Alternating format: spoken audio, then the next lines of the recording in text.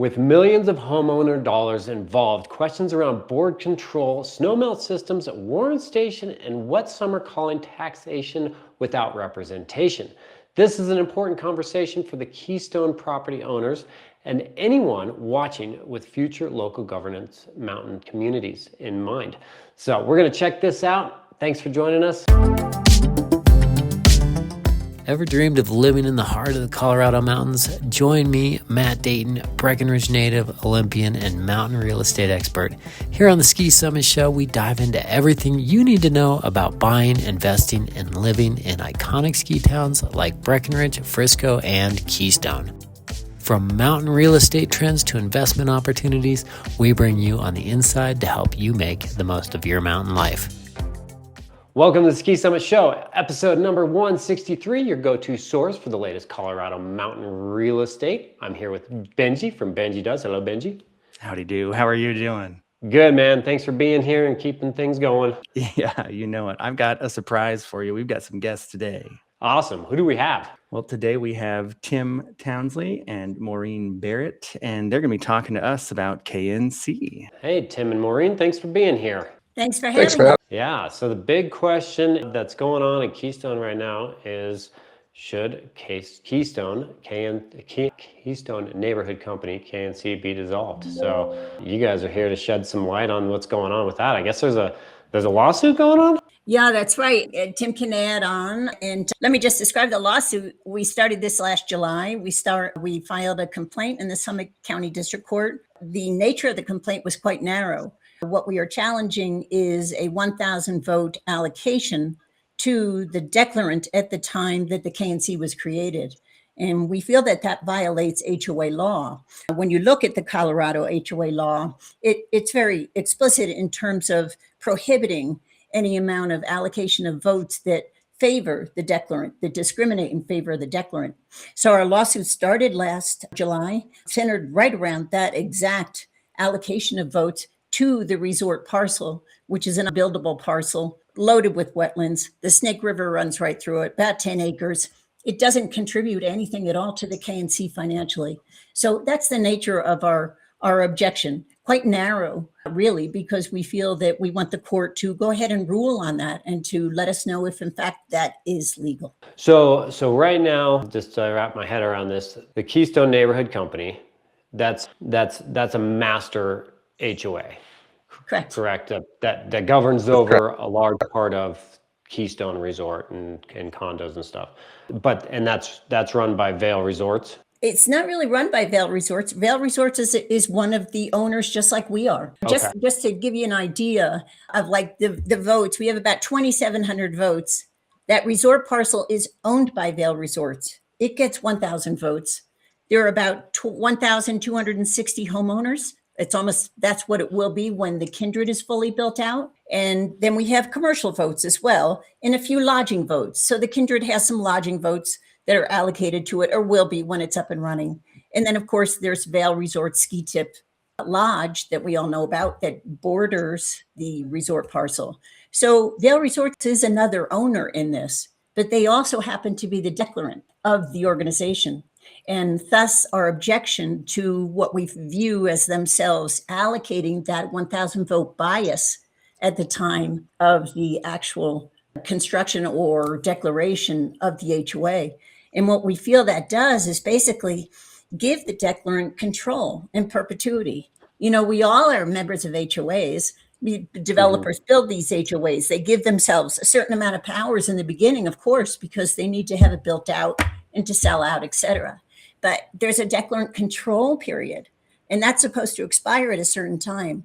And we feel that by leaving that 1,000 votes, giving that to themselves for the resort parcel, basically perpetuates their control forever in the organization, giving Vail Resorts many, many more votes than we feel that they should have in the master HOA. So the KNC, as my understanding, has been in place for about 30 years now. So for the past 30 years, if all the homeowners say, let's say, just for example, they said, well, we want to have all purple flowers in the River Run area, and all the homeowners agreed, but KNC said, or the Vail Resorts entity said, no, we want white, those flowers are going to be white. I'll let Tim talk about this. We can talk about the makeup of the board. I mean, the board is Vail Resorts controlled, so. Yes, the board is, Maureen can wrong, I think it's out of 9. And when you hold 6 seats out of 9, the board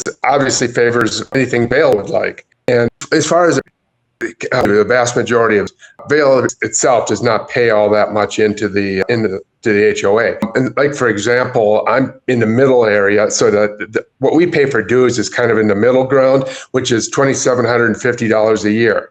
Plus we pay every time the property changes hands. There's a 2% assessment. So this kind of adds up. It's not like we're paying a small fee to belong to this HOA. It's pretty sizable. So, and then when something needs to be done, say like there's Warren Station, which is the area where they do hold different events, nothing really, usually too major, that's going to need to be rebuilt. And without the homeowners having any say in it basically gets determined by Vail Resorts what they're going to do. So that's where the neighbors and the homeowners and everything would like to have, they'd like to have a fair say, because right now we don't. Gotcha. That makes sense. So let's touch on the reason why Vail has the major hold. It's something to do with that 10-acre parcel that you were talking about? Yes. Yes. Yeah, they own that parcel. They also own other parcels throughout there. They're called, base parcel numbers, such and such. And what this one does is exert control over the voting. And, it didn't matter at one point, we believe, because KNC as a master HOA had not sold, all of the units in it. But we're fully built out now. We have the Kindred almost fully built out.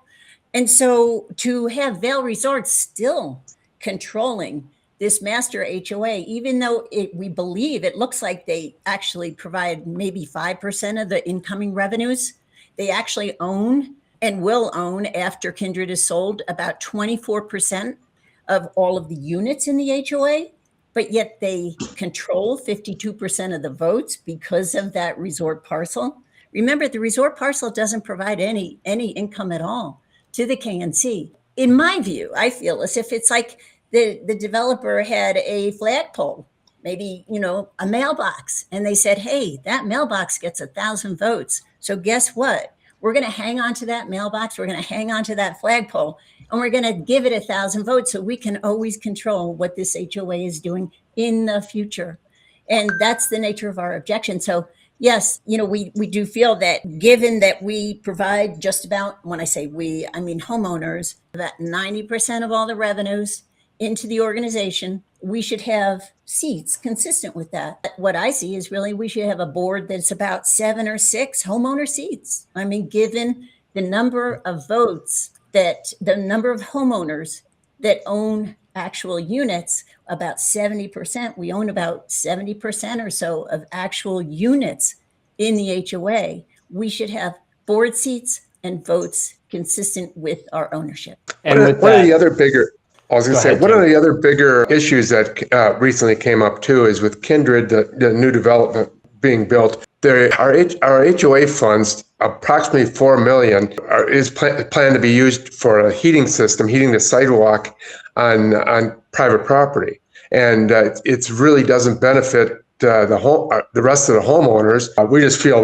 that's totally unfair. And there again, because of the voting setup, no homeowner had any vote. It's just strictly determined by the board. And obviously shouldn't be done that way. Yeah, it doesn't seem quite fair. And with this, going back to the parcel a little bit, so in perpetuity, there's no chance, even with all these new Kindred homeowners that are coming on board to KNC, there's no chance that the declarant will ever give up control under the current structure. That's an excellent point. We cannot exert any control as homeowners because we have less than 50% of the votes because of that resort parcel. So it takes 67% to amend the declaration. It'll take 67% of all votes to actually dissolve the organization. And so we're blocked from doing that because we have, even though we own more than 70% of the units in the KNC master HOA, we are blocked from ever being able to vote our interest to dissolve or amend the declarant because of that 1,000 votes that's allocated to Vail Resorts, just creating a blocking situation where we cannot truly amend or dissolve, whatever the choice is. And I just want to say, as Dissolve KNC, we're not trying to prejudge or presuppose what our homeowners want to do or what the owners in the whole KNC want to do. Vail will have their property still remaining, regardless of what the judge rules on this. They will still be owners in the HOA.